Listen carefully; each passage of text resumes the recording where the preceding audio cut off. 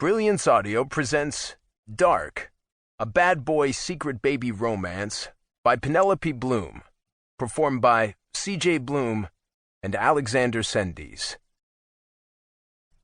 I lean back in my office chair, looking at the wall where my credentials are on display. Julia Connors, Ph.D., psychologist. I still remember hanging it proudly on the wall a year ago, thinking how my life was finally about to change for the better.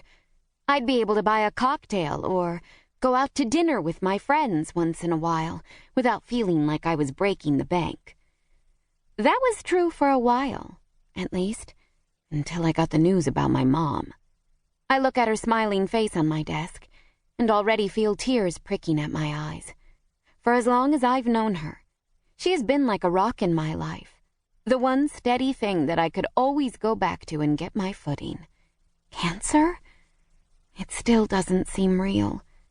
My training kicks in against my will. Denial, the first stage of grief according to the Kubler-Ross model. I shake my head in frustration, wiping away tears and feeling like the one who should be sitting on the couch while someone else doodles on a legal pad and pretends to listen. You're losing it, Julia. I check my schedule for the day and wince. It's 9:57 a.m. already? My 10 is a parolee named James Delaney. I specialize in abnormal personality disorders, which my boss, Ted, knows perfectly well, but he insists on scheduling these parole cases with me. There are two general types of clients I deal with on a regular basis: the legitimate patients who need my help, and the criminals who are forced to come see me as part of their parole. They're easily the worst. They're usually belligerent, rude, and often want to be anywhere but in my office. It's more a test of patience, but as Ted says, they help keep the lights on. If he really wanted to keep the lights on, he would work more than 3 days a week. I mentally brace myself, remembering to project calm.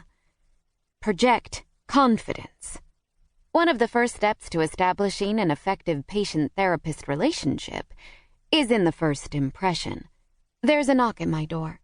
Ted refuses to pay for a secretary, so the patients just knock or sometimes barge in, interrupting sessions if they come too early. I move to the door and open it.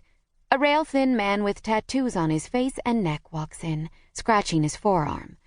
Substance abuse and dependence.